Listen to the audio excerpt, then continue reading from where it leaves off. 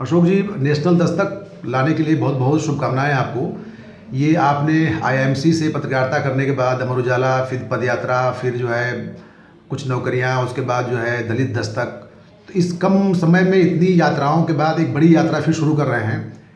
कैसे ये सब हो रहा है? इसके पीछे क्या मकसद है? कैसे सब चीज़ें संचालित हो रही हैं? इसके पीछे जिद है, जी। सिर्फ और सिर्फ जिद। क्योंकि बिना जिद के 10 सालों के जर्नलिज्म कैरियर में इतना कर पाना संभव नहीं होता है। जिद ये है कि जो मिनिस्ट्री मीडिया है वो कई चीज़ें छोड़ रही हैं, उसको दिखाने की जिद है। बहुत लोग मिनिस्ट्री मीडिया से छूट रहे हैं, जिनकी खबरें आ नहीं पा रही हैं, उनको सामने लाने की, उनको जगह देने की जिद है। बहुत सारे मुद्दे हैं जिनको ब्लैकआउट कर दिया जा रहा है, उन मुद्दों को सामने लाने की जिद है। तो सर मुझे लगता है कि ये सब कुछ जिद है और अपनी जिद के बूते ही मैं ये कर पा रहा हूँ। क्या कॉन्सेप्ट है नेशनल दस्तक कि मतलब क्या है ये जो चैनल है, न्यूज़ चैनल है, ये वेब पे है, तो इसके कैसे ये जो तमाम चैनल्स के भीड़ में कैसे ये अलग होगा? ये मतलब इसकी क्या यूएसपी है? देखिए, तमाम चैनल्स के बारे में तो हम सोचते ही नहीं हैं, क्योंकि तमाम चैनल्स से अगर हम अपनी तुलना करने लगें तो फिर हम उसी समय ख़त्म हो जाएंगे। इतने बड़े बड़े चैनल हैं, उनके पास इतने सारे स्टाफ हैं, इतना बड़ा सेटअप है। हमारा सेटअप तो बहुत छोटा सा है, तो इसलिए हमें किसी चैनल से कोई प्रतिद्वंदिता नहीं करनी है। हमें अपना काम करना है, जैसे हमने अब तक किया है, बिना किसी को अपना प्रतिद्वंदी माने। और वो संभव ही नहीं है, साफ साफ कहें तो संभव ही नहीं है कि हम किसी को अपना प्रतिद्वंदी मान के चलें। जैसे मैंने कहा कि एक समाज का बहुत बड़ा तबका है, हिस्सा है, बहुत सारे मुद्दे हैं जो छूट रहे हैं, तो नेशनल दस्तक के जरिए भी हम उनको लाने की कोशिश करेंगे। जैसे क्या मुद्दे छूट रहे हैं? जो जैसे हाशिए पे पड़े लोगों के मुद्दे हैं, जैसे तमाम दिन हैं, तारीखें हैं जिनके बारे में बताया नहीं जाता। जैसे मान लीजिए कि एक दो उदाहरण लेते हैं कि जैसे एक दशहरा होता है जी। तो दशहरे के दिन नागपुर में एक बहुत बड़ा मेला होता है दीक्षा भूमि पे, जहाँ डॉक्टर अंबेडकर की भूमि रही है नागपुर। तो उस भूमि पे भी एक बहुत बड़ा मेला लगता है। मुझे एक बार जाने का मौका मिला था और मैं देख के एज ए जर्नलिस्ट बहुत सरप्राइज हुआ था कि वहाँ पे कोई मीडिया नहीं थी। तो वो सब जबकि वहाँ पे देश के लाखों लोग मौजूद थे, तो उनकी वो सारी बातें नहीं पहुँच पाती हैं, जो वो वैसी चीज़ों को लेके आने की ज़रूरत है। फिर जो गरीब लोग हैं, जो बहुत अंदर हैं, ट्राइबल्स हैं, जो बहुत हर तबके के गरीब लोग हैं, किसान हैं, उनके मुद्दे छूट रहे हैं। किसान आज की डेट में कोई मुद्दा नहीं रह गया। देश में एक समय जय जवान जय किसान का नारा दिया गया था, लेकिन आज किसान है कहाँ, उसके मुद्दे हैं कहाँ? तो किसानों के मुद्दे लेके मीडिया में किसान और तमाम गरीब दलित नहीं हैं। बिल्कुल इन मुद्दों को, इन मतलब एक तरह से वैकल्पिक मीडिया को आप जो है बिल्कुल और मुख्य धारा की मीडिया बनाना चाहते हैं। हमने कई सेक्शन भी रखे हैं इसमें। हमने अपनी वेबसाइट को ना थोड़ा सा पूरी तरीके, जैसे हमने इसमें स्टूडेंट्स के लिए मुद्दे रखे हैं, जो उनके कैंपस की जो खबरें रहेंगी। देखिए, जो आज की डेट में न्यूज़ वेबसाइट काम कर रही है वो टोटल न्यूज़ है। हमने इसमें किसानों के लिए एक कॉलम रखा है, हमने आर्ट एंड कल्चर के लिए एक कॉलम रखा है स्पेशली। हमने तो इस चैनल ये वेब चैनल होगा या सैटेलाइट चैनल होगा? ये वेब चैनल होगा। बेसिकली हमारी वेबसाइट है जिसमें एक टेक्स्ट होगा और एक वीडियो होगा। तो टेक्स्ट भी चलेगा और वीडियो भी चलेगा। हमारे पास स्टाफ है, हम उनसे अलग अलग देश के हिस्से डिजिटल में फॉर्मेट में जी, हाँ। बिल्कुल, देश के अलग अलग हिस्से में भेज के उनसे अलग अलग तरह की खबरें करवाएंगे जो खबरें छूट रही हैं। ओके, थोड़ा अपने बारे में बताइए। कैसे बजाय नौकरी करने के किसी कॉर्पोरेट के यहाँ, किसी बड़े मीडिया हाउस के यहाँ, आपने एक अलग राह चुनी कि हमें खुद करना है? तो ये प्रेरणा, मतलब ये सोच कैसे डेवलप हुई, और क्या आपने आईएमसी करने के बाद कहीं नौकरी वगैरह भी की आपने? देखिए, आईएमसी करने के बाद आईएमसी में कैंपस सिलेक्शन हो रहे थे। एक मन में कहीं ना कहीं एक वो जो छोटे शहर गांव के लोग होते हैं उनके बीच काम करने की लालसा रही थी शुरू से ही। आईएमसी करने के बाद जब तमाम बड़े बड़े चैनल अखबार कैंपस सिलेक्शन कर रहे थे, तब मैंने पटना को चुना। मैंने इंटर्नशिप के लिए, जब हमारे साथी बड़े बड़े चैनलों में जा रहे थे, मैं पटना गया इंटर्नशिप करने के लिए। हालांकि फिर मुझे दिल्ली वापस आना पड़ा क्योंकि वहाँ पे चीज़ें कुछ ठीक से हो नहीं पाई। और तभी मैंने जो हमारे टीचर थे, मैंने उनसे कहा था जाके कि सर मुझे आप किसी एनजीओ में इंटर्नशिप के लिए भेज दीजिए, क्योंकि वो एक जो अंदर, देखिए कोई भी आदमी कोई काम तभी कर पाता है जब उसके अंदर कुछ इस तरीके की चीज़ें होती हैं। तो बेचैनी एक थी कि हाँ कुछ अलग सा काम करना है। लाखों पत्रकार हैं, उनको कौन जानता है, लोग काम करते, मतलब नौकरी नहीं करनी थी। मीडिया में आने का उद्देश्य यही था कि नौकरी नहीं करनी। मैंने आज तक अपने जीवन में एक भी फॉर्म नहीं डाला सरकारी नौकरी के लिए, तो नौकरी करनी ही नहीं थी मुझे। 10 से 5 की नौकरी नहीं करनी थी मुझे, फिक्स सैलरी, मतलब एक था कि आप में जितनी क्षमता है, जितनी ऊर्जा है, आप उसका इस्तेमाल कर सकें। तो लेकिन मुझे नौकरी करनी पड़ी, लेकिन नौकरी करते हुए भी एक मैं ढूंढता रहा कि कब मुझे मौके मिले, कब मैं कुछ अलग कर पाऊँ। अचानक से कुछ जीवन में ऐसे मोड़ आए, कुछ ऐसी बातें हुई, घटनाएं हुई, जिसकी वजह से वो मौका मिला। दलित दस्तक की शुरुआत आपने की और दलित.com की, और देखते ही देखते ये मैगजीन बहुत पॉपुलर हुई और पूरे देश में उस तबके की आवाज़ बन के उभर गई जो जिसे मीडिया लगभग अनसुना करता है, क्योंकि मीडिया के बारे में कहा जाता है कि मुख्य धारा की मीडिया में बेसिकली सवर्ण ब्राह्मणवादी मानसिकता की मीडिया है, जिसमें दलित नहीं है, या हैं भी तो वो अपनी आवाज़ नहीं उठा सकते हैं। तो दलित दस्तक की सफलता के पीछे आप क्या वजह मानते हैं कि अचानक ये मैगजीन इतनी पॉपुलर कैसे हो गई? होता क्या है कि जो चीज़ नहीं है वो चीज़ जब बाज़ार में आती है तो देखिए हर चीज़ के खरीदार हैं। अगर हम प्रोडक्ट माने, ठीक, सामाजिक सरोकार अपनी जगह है, लेकिन हर चीज़ एक प्रोडक्ट है।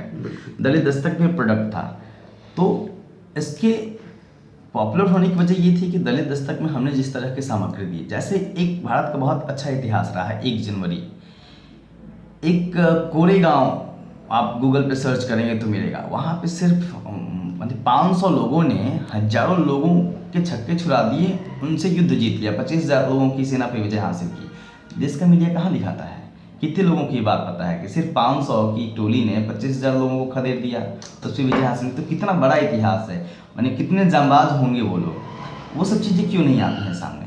तो दलित दस्तक ने उस चीज़ को सामने लेके आने की कोशिश की। दलित दस्तक ने तमाम प्रतिमानों को खड़ा करने की कोशिश की। दलित दस्तक ने जो पेरियार हो गए, फुले हो गए, इनकी जो विचारधारा थी, डॉक्टर अम्बेडकर हो गए, जिनको एक खास तबके के बीच में छोड़ दिया गया, हमने उन लोगों को मुख्य धारा में लाने की कोशिश की। क्योंकि देखिए अगर उसको देखेंगे, देखिए सावित्रीबाई फुले हैं, अगर उन्होंने महिला शिक्षा के लिए काम किया तो महिलाएं सिर्फ दलितों की तो नहीं थी, बिल्कुल, या फिर पिछड़ों की तो नहीं थी, वो तो उन्होंने तो पूरी महिला कम्युनिटी के लिए ही काम किया। आज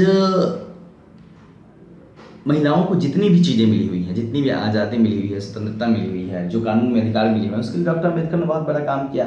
हिंदू कोड बिल का इतिहास आपके सामने है, लेकिन कितने लोग उस चीज़ को लेके सामने आ पाते हैं?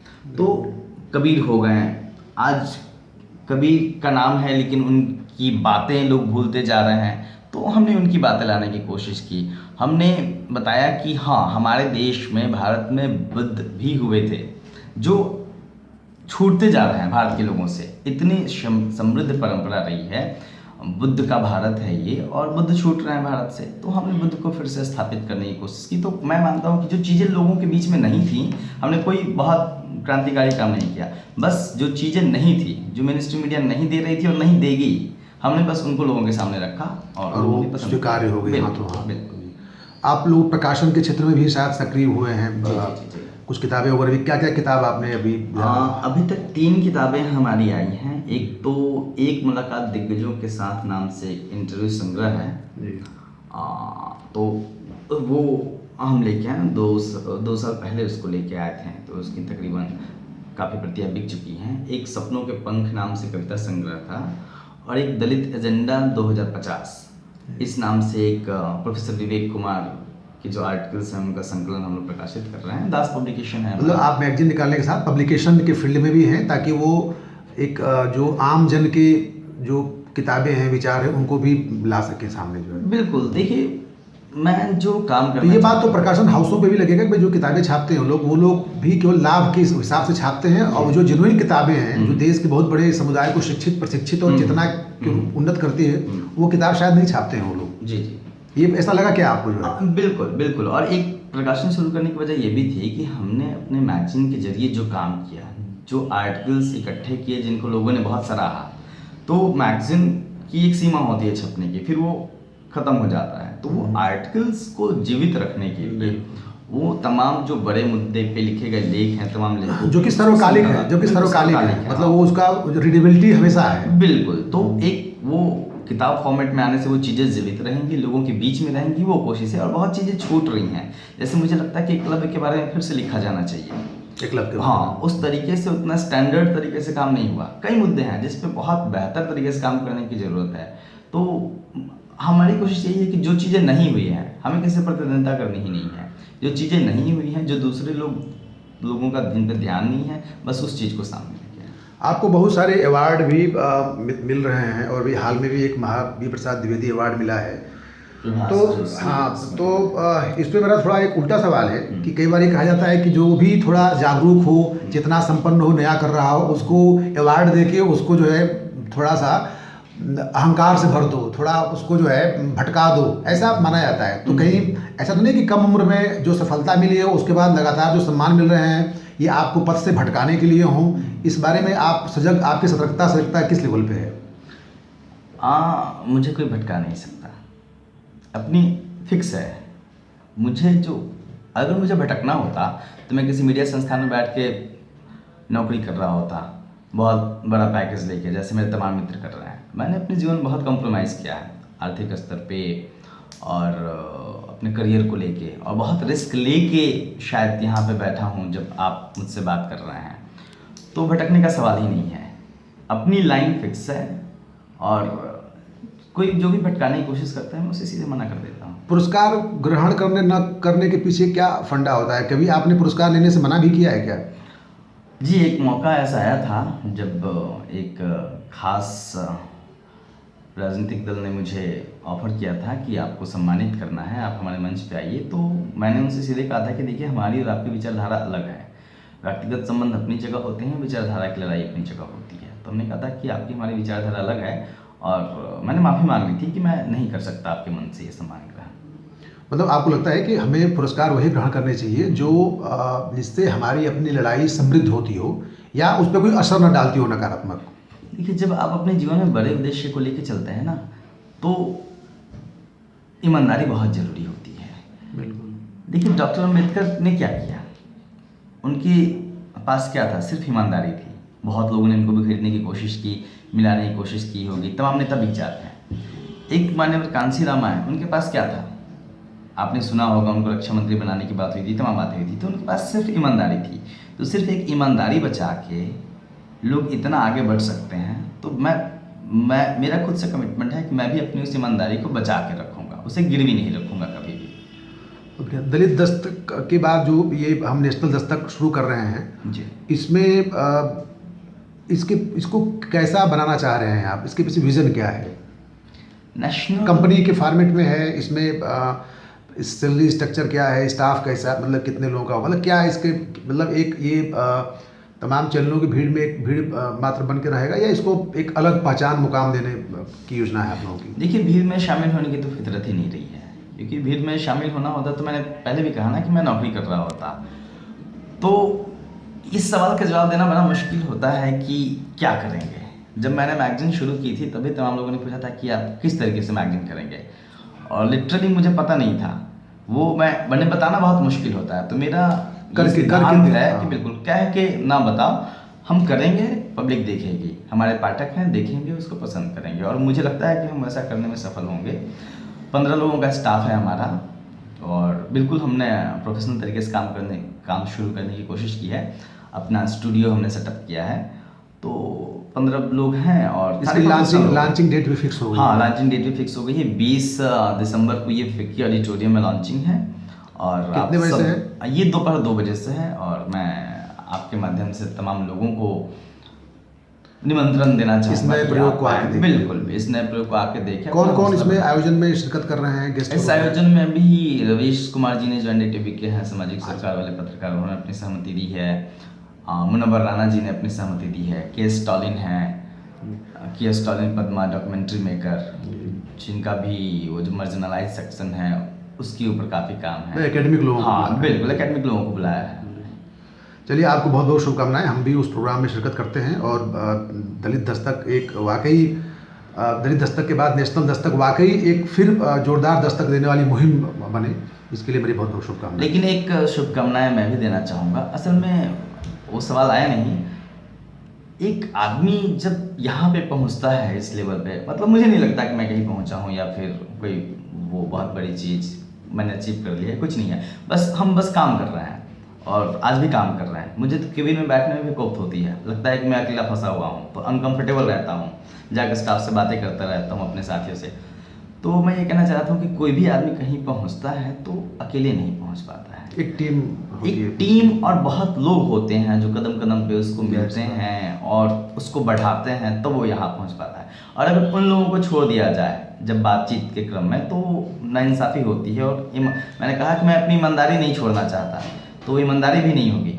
तो जैसे आप हो गए, जब हमारी और आपकी मुलाकात हुई थी तो मैं आपका एम्प्लॉय भी रहा हूँ, तो जब हमारी और आपकी मुलाकात हुई थी तो वो मेरे जीवन का टर्निंग पॉइंट था। मैं कह सकता हूँ कि आपकी वजह से मुझे वो बहुत सारे लोग मिलते हैं, मेरे बहुत जीवन सारे में एक साथी दिशा होते हैं। मिली थी। फिर वहाँ चीज़ें शुरू हुई थी। फिर प्रोफेसर विवेक कुमार हैं जेएनयू के, जेसी आदर्श जी हैं, एक रिटायर्ड पीसीएस, देवमणि जी हैं, आनंद जी हैं, और देव प्रताप जी हैं, आर के देव जी हैं, सुनीत जी हैं। तो तमाम लोग हैं जिनका बहुत सहयोग रहा है और इनकी वजह से आज मैं एक टीम वर्क की तरह हमने काम किया और इनकी वजह से हम ऐसा कर पाने में। तो मतलब आपका ये कहना है कि बहुत सारे लोग हैं जो एक तरह से एक मिशन के रूप में कमिटमेंट के साथ जुड़े हुए हैं और वो इंस्पायर करते हैं, वो प्रमोट करते हैं, वो बढ़ाते हैं और वो कुल मिला के मुहिम के हिस्से हैं। बिल्कुल, और उनकी अपेक्षाएं हैं, उनकी उम्मीदें, उनका विश्वास है ना। तो जब तमाम लोगों के विश्वास आपसे जुड़ जाते हैं, तमाम लोग आप पे यकीन करने लगते हैं, तो जिम्मेदारियां बहुत बढ़ जाती हैं। तो कोशिश वही है कि जिन लोगों ने भी मुझ पर यकीन किया है, जो लोग भी मेरे साथ खड़े रहे हैं, मेरे बचपन के दोस्त हों, तमाम लोग हों, मेरे फैमिली के लोग हों, आईएमसी के दोस्त हों, जिन्होंने बहुत सपोर्ट किया मुझे काम शुरू करने में। जब हमने अकेले काम शुरू किया था, स्टाफ नहीं था, पूजा जी थी और तमाम लोग थे जिन्होंने सपोर्ट, संदीप हैं, सबके काम हो गए, तो सबने बहुत सपोर्ट किया आगे बढ़ के। तो उन सबका धन्यवाद कहना ज़रूरी है और फिर इस तरीके से चीज़ें हो पाती हैं। चलिए, आपकी सदा सहजता, सरलता कायम रहे, मैं तो ये उम्मीद करूँगा, और ईमानदारी भी, एक तरह से, है ना। और फिर हम लोग 20 तारीख के बाद लॉन्चिंग के बाद फिर हम लोग बैठेंगे, फिर बात करते हैं। बहुत शुक्रिया भैया, थैंक यू।